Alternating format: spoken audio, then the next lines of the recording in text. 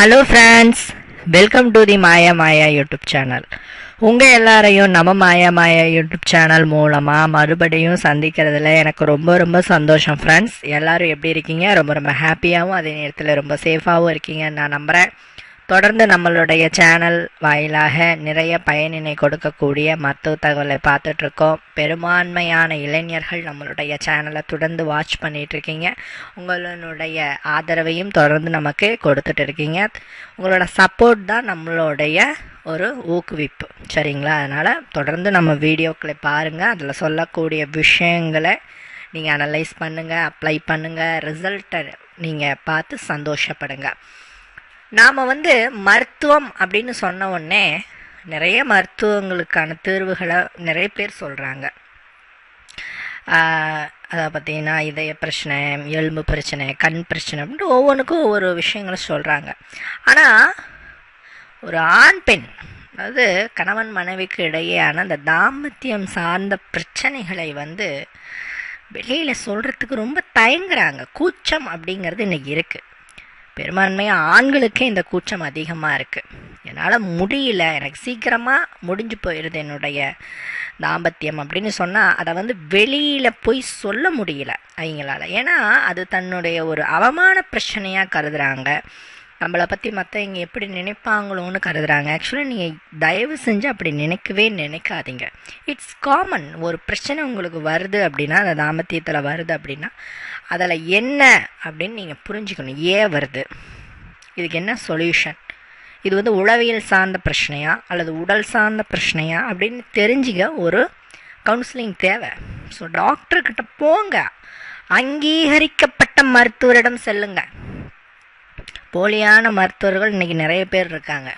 நான் லேகியம் கிண்டி தரேன், நான் தைலம் பண்ணி தரேன் அப்படின்னுட்டு. உண்மையான மருத்துவர்கள் இருக்காங்க, எல்லா பிரிவுகளும் இருக்கிறாங்க. ஆங்கில மருத்துவத்தில் இருக்காங்க, சித்தாவில் இருக்காங்க, அலோபதி, யுனானி, ஹோமியோபதி எல்லாத்துலேயுமே இருக்காங்க. உண்மையாக படித்து கரெக்டான தரச்சான்றிதழ் பெற்ற மருத்துவர்கள்கிட்ட போங்க. இந்த லேகியங்கின்றவங்கிட்ட போய் உங்களுடைய லைஃப்பை தொலைச்சிடாதீங்க. ஏன்னா ஒருவேளை உங்களோட ட்ரீட்மெண்ட் ஃபெயிலியர் ஆகிடுச்சுன்னா வெளியில் கூட சொல்ல முடியாது. ரொம்ப கூச்சமாக இருக்கும். இது மாதிரி ட்ரீட்மெண்ட் பண்ணால் எனக்கு சரியாகலன்னு வெளியில் கூட சொல்ல முடியாது. அதனால் அங்கீகரிக்கப்பட்ட மருத்துவரிடம் சென்று மருத்துவம் பாருங்கள்.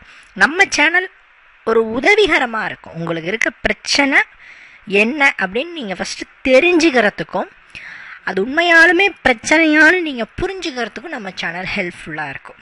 அந்த வகையில் இன்றைக்கி நாம் பார்க்க போகிற விஷயம் என்ன அப்படின்னு கேட்டால், ஆண்களுக்கு இருக்கிற பெரிய தலைவலி இன்றைக்கி என்னங்க அப்படின்னா, அவங்களோட தம்பி, அதாவது அவர்களுடைய உறுப்பு ரொம்ப சின்னதாக இருக்குது அப்படின்னு ஃபீல் பண்ணுறாங்க. நிறைய பேர் இன்றைக்கி அது ஒரு பெரிய பிரச்சனையாக சொல்லிகிட்ருக்குறாங்க.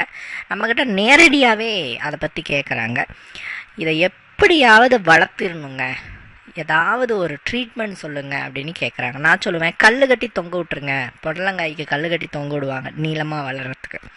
அது மாதிரி இதையும் கல் கட்டி தொங்க விட்ருங்க, நீளமாக வளரும் அப்படிமா. அவங்க சொல்ல, என்னங்க இப்படி சொல்கிறீங்க, எப்படி சொல்கிறீங்க, எப்படி தொங்க விட முடியும் அப்படிமா. தெரியுதில்ல ஏங்க இப்படி அப்படிமா. இது ஒரு நகைச்சுவையாக சொல்லுவேன்.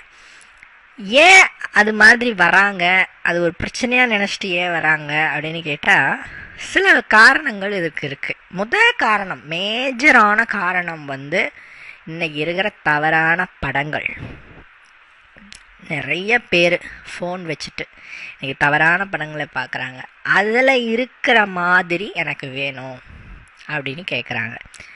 அது எல்லாமே செயற்கையானது. சினிமாங்கிறது என்னங்க, பிரம்மாண்டம் தான் சினிமா. அதுக்கு பேரே பிரம்மாண்ட படைப்பு அப்படின்னு சொல்கிறது. சினிமாவை எப்படி இருந்தால் ரசிப்போம் அப்படின்னு கேட்டால், நடக்காத ஒரு விஷயத்தை காட்டும்போது தான் நமக்குள்ளேயே ஒரு ஆச்சரியம் வரும். சினிமாங்கிறதே ஒரு ஆச்சரியம் தானே, எமோஷ்னல் சார்ந்த விஷயம் தானே. இப்படிலாம் நடக்குமா? இப்போ ஒரு உதாரணத்துக்கு, இப்போது இன்றைக்கி சினிமாவில் ஒருத்தர் பார்த்தீங்கன்னா 2 பொண்டாட்டி கட்டுறாங்க, 2 பொண்டாட்டி கூடயும் வாழ்கிறாங்க. இந்த மாதிரிலாம் கதை எடுக்கிறாங்க. அது ரியாலிட்டியில் ஒத்து வருமா? ஒத்து வராது. சில பேர் என்ன சொல்கிறாங்க, சினிமாவில் அவர் ஸ்கூல் பக்கமே போயிருக்க மாட்டார், பொறுக்கியாக இருப்பார், திடீர்னு ஒரு வேலை செஞ்சு பெரிய கோடீஸ்வரன் ஆகிடுவார். இது ரியாலிட்டியில் நடக்குமா? நடக்காது. இந்த மாதிரி நடக்காத ஒரு விஷயத்தை காட்டி நம்மை பிரமிப்பு அடைய வைப்பது தான் சினிமாவினுடைய அந்த ஒரு சாராம்சம். இப்படிலாம் நடக்குமா, இப்படிலாம் என் லைஃப்பில் இப்படிலாம் என்னோடய லைஃப்பில் நடக்காதான்னு ஆச்சரியப்படும் போது தான் அந்த சினிமா அங்கே சக்ஸஸ் ஆகுது. அந்த ஒரு விஷயந்தான் இதுக்கும் அப்ளை ஆகுது. இப்போ தவறான படங்கள் எடுக்கிறது மட்டும் போகிற போக்கில் யாரும் எடுக்கிறது கிடையாது. அதுக்கான ஆக்டர்ஸ் இருக்காங்க, அதுக்கான டீம் இருக்குது, அதுக்கான செட்டிங்ஸ் இருக்குது. இது எல்லாம் வச்சுட்டு தான் அங்கே அது செய்வாங்க. சரிங்களா?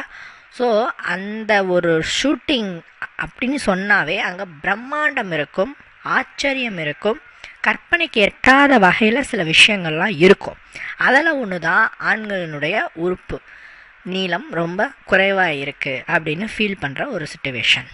அவங்களுக்கு பெருசாக இருக்குது அப்படின்னு கேட்டால் ஒன்று அவங்களோட ஜீனாக இருக்கலாம், சில பேருக்கு இயற்கையாகவே பெருசாக இருக்கும் ஒன்று. அது ஒவ்வொரு நாட்டிலையும் இந்த அளவுக்கு தானே இருக்குது. ரெண்டாவது விஷயம் என்னென்னா, சில மருந்துகள், ஊசிகள் இதை பயன்படுத்தி செயற்கையான முறையில் சில மணி நேரத்துக்கு பெருசான மாதிரி காட்சிப்படுத்துவாங்க. சில இடங்களில் ஷூட்டிங், அதாவது கேமரா மூலியமாகவே சின்னதாக இருக்கிறதே பெருசாக நம்ம காட்டலாம், கேமரா மூலியமாகவே காட்டலாம், ஜூம் அப்படின்னு சொல்லுவாங்கள்ல, அந்த மாதிரி வச்சு பண்ணுவாங்க.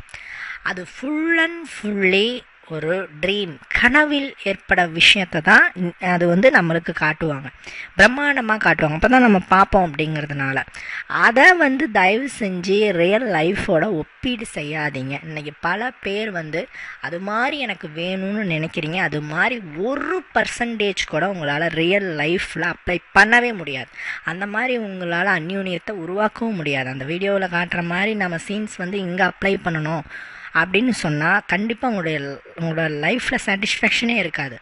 அந்த மாதிரிலாம் அப்ளை பண்ணவே முடியாது. அது அதுக்காகவே பயிற்றுவிக்கப்பட்டு ப்ராக்டிஸஸ் செஞ்சு ஆக்டர்ஸ் மூலயமா ஆக்ட் பண்ணுறது, அது ரியாலிட்டிக்கு செட் ஆகாது. ஃபஸ்ட்டு ஆக்டிங்கை பார்த்துட்டு அதில் இருக்கிற மாதிரி வேணும்னு நினைக்காதீங்க. ஒன்று. ரெண்டாவது, கம்பேரிசன்.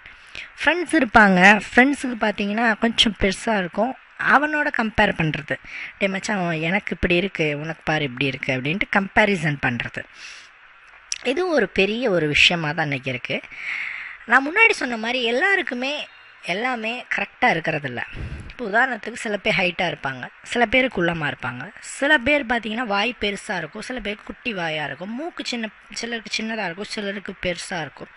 இப்படி ஒவ்வொரு உடல் அங்கங்களும் உறுப்புகளும் அதனுடைய ஜீனுக்கு தகுந்த மாதிரி, அதாவது அந்த குடும்ப பரம்பரை ஜீனுக்கு தகுந்த மாதிரி பெருசாவோ சின்னதாகவோ நம்மளுக்கு இருக்கும். சரிங்களா? ஸோ அதை கம்பேரிசன் பண்ணாதீங்க, மற்றவர்களோடு உங்களை ஒப்பீடு செய்யாதீங்க. இப்போ அவங்களுக்கு அதை ஒப்பீடு பண்ணிங்கன்னா ஹைட்டை நீங்கள் ஒப்பீடு பண்ணலாம், கண்ணை ஒப்பீடு பண்ணலாம், உங்களோட அழகை ஒப்பீடு பண்ணலாம், எவ்வளோ விஷயங்கள் இருக்குல்ல. ஸோ ஒப்பீடு என்பது அப்படி இருக்கக்கூடாது, மற்றவர்களோடு ஒப்பீடு செய்ய முடியாது, ஒப்பீடு செய்யவும் கூடாது. இது ரெண்டாவது விஷயம். மூணாவது விஷயம் என்னென்னா, தவறான புரிதல். அதாவது உங்களோட இன்றைக்கி ஒருத்தர் வந்தார், ஆண் வந்தார், எனக்கு கல்யாணம் ஆக போதுங்க, அதாவது பெண்களுக்கு சாட்டிஸ்ஃபேக்ஷன் அப்படின்னு நம்ம செய்யணும்னா அது கொஞ்சம் அதிகமாக இருக்கணுமா, நீளமாக இருக்கணுமா ஒரு அப்போ தான் அவங்கள சாட்டிஸ்ஃபேக்ஷன் பண்ண முடியுமா அப்படின்னா, ஆக்சுவலாக அப்படிப்பட்ட தியரியே கிடையாது. ஆக்சுவலாக ஆண்களுக்கு உறுப்பு இல்லாமல் கூட ஒரு பெண்ணை சாட்டிஸ்ஃபேக்ஷன் பண்ண முடியும், அதுதான் ரியாலிட்டி. அது எதுக்குன்னா குழந்தை பிறக்கிறதுக்கான ஒரு விஷயமே தவிர, சரிங்களா, அதுக்கும் உங்களுடைய அந்த ஒரு உங்களோட துணையை திருப்திப்படுத்துறதுக்கும் சம்மந்தமே கிடையாதுங்கிறத நீங்கள் மறந்துடக்கூடாது. சரிங்களா? இது மிக முக்கியமான விஷயம். ஸோ உறுப்பின் நீளத்துக்கும் உங்களோட துணையை திருப்திப்படுத்துறதுக்கும் சம்மந்தமே கிடையாது. அது நான் என்னன்னு சொல்கிறேன். இந்த 3 விஷயத்துலேயும் அடிபட்டு தான் சில பேர் வராங்க. இந்த 3 விஷயத்துக்கும் நான் கிளியராக எக்ஸ்ப்ளனேஷன் சொல்லிட்டேன். இதையும் மீறி எனக்கு பெருசாகணும் அப்படின்னு நீங்கள் நினச்சிங்கன்னா, நீளமாக்கணும்னு நினச்சிங்களா, அதுக்கு நான் ஒரு விஷயத்த சொல்கிறேன் கேளுங்க. நம்ம இந்தியன்ஸ்க்கு சராசரியாக நீளம் 5.1. நீங்கள் டேப்பில் எழுச்சி நிலையில் தான் அளக்கணும். சின்னதாக இருக்கும், சுருங்கி இருக்கும். தூங்கிட்டு இருக்கும்போது உங்கள் தம்பியை அளக்கக்கூடாது. நல்லா முழிச்சிட்டு நல்லா நீளமாக இருக்கும்போது, அதாவது எழுச்சியான வேட்டி தான் நீங்கள் அளக்கணும். நல்லா இன்ச்சு டேப் வச்சு அளக்கணும், உள்ளே தள்ளி அளக்கணும். ஏன்னா நம்மளுடைய அடிவயிற்று சதையே கொஞ்சம் மூடிடும், அதனால் நல்லா வச்சு உள்ளே தள்ளி அளக்கணும். அப்படி அளக்கும்போது 5.1 இது வந்து சராசரி, அதாவது இந்தியன்ஸுக்கு இவ்வளோதான் இருக்கும், 80% இவ்வளோதான் இருக்கும். அதுக்கு மேலே இருந்ததுன்னா ஜீன் 6, 7, 8, 9 வரைக்கும் இருக்காது ஜீன். எந்த அளவுக்கு இருந்தால் நம்ம பயப்பட தேவையில்லை, 3 இன்ச்சுக்கு மேலே இருந்தால் பயப்பட தேவையில்லை. அளந்து பார்க்கும்போது 3 இன்ச்சுக்கு மேலே இருந்தால், ஏன்னா ஒரு பெண்ணுடைய அந்த உணர்வு நரம்புகள் அவளின் உறுப்பில் வெறும் 2 இன்ச் வரைக்கும் தான் இருக்கும். 2 இன்ச்சுக்கு மேலே வெறும் வந்து ஒன்றுமே இருக்காது, உணர்வு நரம்புகளே இருக்காது. நான் ஒரு சின்ன எக்ஸாம்பிள் சொன்னோம்னா, பாட்டியோட சுருக்கு பையை வந்து எக்ஸாம்பிளாக வச்சுக்கோங்க. சுருக்கு பை வந்து பார்த்தீங்கன்னா டைட்டாக இருக்கும், உள்ளே வந்து ஒன்றும் இருக்காது இல்லையா. ஸோ அந்த நரம்புகள் வெறும் 2 இன்ச் வரைக்கும் தான் இருக்கும். ஸோ 3 இன்ச் இருந்தது அப்படின்னா பிரச்சனையே இல்லை. 3 இன்ச்சுக்கு குறைவாக இருக்குது அப்படின்னா கூட நீங்கள் பயப்பட தேவையில்லை. ஏன்னா ரிப்போர்ட் என்ன சொல்லுதுன்னா 1 இன்ச்சுக்கு கம்மியாக இருந்தால் தான் நீங்கள் பயப்படணும். 2 இன்ச் இருந்தால் கூட பயப்பட தேவையில்லை. எப்படியும் நீங்கள் வந்து மற்ற விஷயங்கள், சில்மிஷங்கள், புற விளையாட்டுகள், முத்தங்கள், இதன் மூலமாக நீங்கள் மேனேஜ் செஞ்சுக்கலாம். பட் 1 இன்ச்சுக்கு குறைவாக இருக்குது அப்படின்னா இது வந்து சிறுத்த உறுப்புன்னு சொல்கிறது. இது ஒரு ப்ராப்ளம், இது வந்து ஜெனட்டிக் ப்ராப்ளம். இது வந்து பிறக்கும் பொழுதே டாக்டர்ஸ் ஐடென்டிஃபை பண்ணிவிடுவாங்க. ஒரு குழந்தை பிறக்குதுனாவே அப்பயே அந்த டாக்டர் சொல்லிவிடுவாங்க இதான் பிரச்சனைன்ட்டு. இது உலகத்திலேயே மக்களிடத்தில் 1% தான் இந்த ப்ராப்ளம் இருக்குது. இது ப்ராப்ளம் இருந்தால் நீங்கள் வந்து பிறக்கும்போதே அதை வந்து கண்டுபிடிச்சிடலாம். ஸோ உங்களுக்கு அது மாதிரி இல்லை, நான் வந்து இதாக இருக்கேன், கரெக்டாக இருக்கேன், அளவுலாம் சரியாக இருக்குன்னா கவலைப்படவே படாதீங்க. இது வந்து நார்மல், இதுவே நமக்கு போதும், இதை வச்சு நீங்கள் கடுகு செலுத்தாலும் காரம் குறையாதுங்கிற மாதிரி திருப்தியாக நீங்களும் திருப்தி அடைஞ்சிக்கலாம், உங்களோட துணையும் திருப்தி ஆக்கலாம். சரிங்களா? அதனால் அளவை பற்றின டவுட், அளவை பற்றின கன்ஃபியூஷன் இருக்கக்கூடாது. இதையும் மீறி எனக்கு பேசாக்கணும் அப்படின்னா அதுக்கு 2 வழிகள் தான் இருக்குது. முதல் வழி என்ன அப்படின்னு கேட்டிங்கன்னா அறுவை சிகிச்சை. இது ஒன்று தான் ஒரே வழி, அறுவை சிகிச்சை மட்டும்தான். மற்ற வழிகள் கொஞ்சம், அதாவது பார்த்திங்கன்னா பம்பு மாதிரி இருக்கும், அந்த பம்பு மாதிரி வச்சுட்டு அது வந்து நீட்டித்தல் பயிற்சி, இழுத்தல் பயிற்சின்னு சொல்லுவாங்க. அது வந்து செஞ்சால் ரிசல்ட் கிடைக்குதானா கிடைக்குது, பட் ரொம்ப கம்மியாக கிடைக்கிற மாதிரி தான் ரிப்போர்ட்ஸ் வருது. 1/2 இன்ச் 1 இன்ச் இந்த அளவுக்கு தான் வருது. பட் இதுக்காக நீங்கள் வந்து 1 வருடம் 2 வருடம் தொடர்ந்து முயற்சி பண்ணணும். அந்த இழுக்கும்போது உள்ளே இருக்க டிஷ்யூஸ், உறுப்பில் உள்ளே இருக்க டிஷ்யூஸ் அடிபட வாய்ப்பு இருக்குது, கிழிஞ்சிட வாய்ப்பு இருக்குது. இது மூலமாக பல பிரச்சனைகள் வரவும் வாய்ப்பு இருக்குது. ஸோ என்ன கேட்டால் நீளமாக்கணும்னு விரும்பினா அறுவை சிகிச்சை மட்டும்தான். ஆனால் டாக்டர்ஸ் இதை ரெக்கமெண்ட் பண்ண மாட்டாங்க. நீங்கள் நார்மலாக போய் எனக்கு அறுவை சிகிச்சை பண்ணால் நான் சொன்னது தான் சொல்லுவாங்க, உங்களுக்கு சரியான அளவில் தாங்க இருக்குது, இதுவே போதும்னு அவங்க பார்த்தீங்கன்னா கவுன்சிலிங் கொடுத்து போக சொல்லிவிடுவாங்க. அதை மீறி நான் சொன்னேன் இல்லையா, 1 இன்ச் குறைவாக ரொம்ப சின்னதாக இருக்கிற மாதிரி ஃபீல் ஆகிறவங்களுக்கு மட்டும்தான் அறுவை சிகிச்சைகள்லாம் பண்ணுவாங்க. சரிங்களா? அதனால் அறுவை சிகிச்சையை வந்து மேக்ஸிமம் ரெக்கமெண்ட் பண்ணுறது இல்லை, வேண்டானே சொல்லிடுறது ஒன்று. 2வது விஷயம் என்னென்னா, சில சித்த வைத்தியங்கள்லாம் இருக்குது, சில சைட் எஃபெக்ட் ஏற்படுத்தாத சித்த வைத்தியங்கள்லாம் இருக்குது. அதை வந்து ட்ரை பண்ணும்போது என்ன ஆகும்னா, உறுப்பில் உள்ள ஒரு நரம்புகள் துவண்டிருந்ததுன்னா அது வந்து நல்லா புத்துணர்ச்சி அடையும். இதன் மூலமாக உறுப்பு சின்னதாக இருந்தாலும் பார்ப்பதற்கு, அதாவது பார்த்திங்கன்னா உறுப்பு உங்கள் சரியான அளவில் இருந்தாலும் சின்னதாக தோற்றம் அளிக்கும். சரிங்களா? அதை வந்து நீங்கள் நீக்கணும்னா சில புத்துணர்ச்சி கொடுக்கலாம் ஆயில்ஸை பயன்படுத்தலாம். இப்போது கைவலி கால் வலினா ஒரு ஆயிலை வச்சு தேய்ப்போம், அந்த கைவலி கால் வலி சரியாயிடும் இல்லையா? அதே மாதிரி உங்களோட உறுப்பு வந்து ரொம்ப சின்னதாக இருக்குன்னா மேக்ஸிமம் பார்த்தீங்கன்னா அதில் நரம்பு துவட்டல் பிரச்சனை இருக்கலாம். அதுக்காக சில ஆயில்ஸை யூஸ் பண்ணலாம். அது பேர் பார்த்தீங்கன்னா கருஞ்சீரக எண்ணெய் அப்படின்ட்டு பேர். இப்போ நீங்கள் பார்க்குறது கருஞ்சீரக விதைகள். இதை நாம் வச்சும் பயன்படுத்தலாம். ஆலிவ் ஆயில் ஒரு 1/2 லிட்டர் எடுத்து அதில் கொஞ்சம் ஒரு 3 ஸ்பூன் 4 ஸ்பூன் அளவுக்கு கருஞ்சீரக விதைகளை போட்டு நல்லா காய்ச்சி எடுத்து எண்ணெய் தயாரிக்கணும். இது செய்யறது கொஞ்சம் சிரமம். கடையில் போயிட்டு கருஞ்சீரக ஆயில் கொடுங்கன்னு கேட்டிங்கன்னா கொடுப்பாங்க. இந்த எண்ணெயை நீங்கள் வாங்கிட்டு இந்த ஆயிலை உங்களுடைய குறையில் வந்து கொஞ்சமாக அப்ளை, ஒரு 1/2 ஸ்பூன் அப்ளை பண்ணி மெல்லிய மசாஜ், ரொம்ப அதிகமாக பண்ணக்கூடாது, ஒரு ஸ்லோவாக ஒரு மெல்லிய மசாஜ் நீங்கள் செஞ்சீங்க அப்படின்னா கரெக்டாக ஒரு 10 நிமிஷம் ஒரு மெல்லிய மசாஜ் செஞ்சீங்க அப்படின்னு சொன்னால் நல்லாயிருக்கும். அதுக்கப்புறம் வாஷ் பண்ணிக்கலாம், வெந்நீரில் வாஷ் பண்ணிக்கலாம், இல்லை அப்படியே விட்டுட்டு காலையில் கூட வாஷ் பண்ணலாம். இது வந்து வீக்லி ஒரு 2-3 தடவை செய்யுங்க. 1 மந்த்லேயே நல்ல முறையில் பார்க்குறதுக்கு நல்ல தோற்றத்தில் நல்லா உள்ள இருக்கிற நரம்புகள்லாம் துவண்டு இருக்கிற நரம்புகள்லாம் புத்துணர்ச்சி அடைஞ்சு நல்ல ஒரு எஃபெக்டாக அது வந்து பார்க்குறதுக்கு தோற்றம் அளிக்கும். இதுதான் வந்து சொல்யூஷன். கருஞ்சீரக ஆயில் இது வந்து பெஸ்ட்டு சொல்யூஷனாக இருக்குது. இதை தாண்டி தேங்காய் எண்ணெய் உபயோகப்படுத்தலாம், ஆலிவ் ஆயில் உபயோகப்படுத்தலாம், எல்லாமே எண்ணெய் மசாஜ் யூஸ் ஆகும். கருஞ்சீரக எண்ணெய் மசாஜ் நல்ல எஃபெக்டாக இருக்கும். இதுவும் அவசியப்பட்டால் மட்டும் யூஸ் பண்ணிக்கோங்க, சரிங்களா? மற்றபடி நீங்கள் ஸ்ட்ராங். ஆண்கள் எப்பயுமே இயற்கையோட படைப்பில் சரியாக தான் படைக்கப்படுறாங்க. ஏன் நான் இதை சொல்கிறேன்னா, பொண்ணுங்களோட கம்பேர் பண்ணும்போது ஆண்களுக்கு அவங்களுடைய அந்த தாம்பத்திய ஈடுபாடு, உணர்வுகள், ஆசைகள், ஆற்றல்கள் இதெல்லாம் லைஃப் லாங்.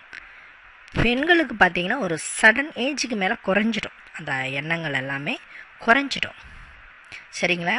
ஒரு குழந்தை பிறந்ததுக்கு அப்புறமேட்டு அவங்களுக்கு இதெல்லாம் நாட்டம் இருக்காது. குழந்தையை பார்க்கணும், ஃபேமிலியை பார்க்கணும், அதில் நாட்டம் போயிடுவாங்க. ஆனால் ஆண்களுக்கு எப்பயுமே இந்த விஷயம் இருந்துக்கிட்டே இருக்கும். அது அப்படி தான் இயற்கை படைச்சிருக்கு.